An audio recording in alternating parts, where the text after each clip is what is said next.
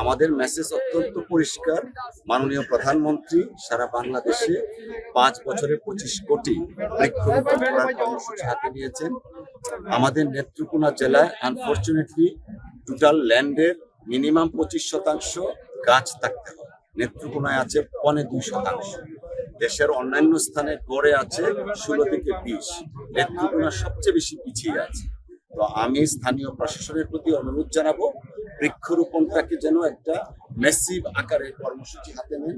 আমরা প্রত্যাশা জানাচ্ছি এবং আশা করব প্রত্যেকেই সামাজিক আন্দোলন হিসাবে বিবেচনা করে বৃক্ষরোপণ কর্মসূচিকে এগিয়ে নেওয়ার জন্য।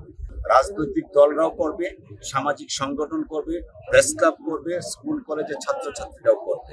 এবং আমাদের মাননীয় প্রধানমন্ত্রী যে টার্গেট পেয়েছেন 25 কোটি বৃক্ষ, সেই 25 কোটি বৃক্ষ যদি আমরা আগামী 5 বছরে রোপণ করতে পারি, তাহলে বাংলাদেশে প্রাকৃতিক দুর্যোগের হাত থেকে আমরা রক্ষা পেতে পারি, ক্লাইমেট চেঞ্জকে আমরা এনকাউন্টার করতে পারি। আর সেই সাথে আইন শৃঙ্খলা রক্ষাকারী বাহিনীকে নির্দেশনা দিব আমি, অনতিবিলম্বে আগামী 48 ঘন্টার মধ্যে বৃক্ষ হত্যাকারীদের খুঁজে বের করে তাদের বিরুদ্ধে যথাযথ আইনি প্রক্রিয়া অবলম্বন করার জন্য।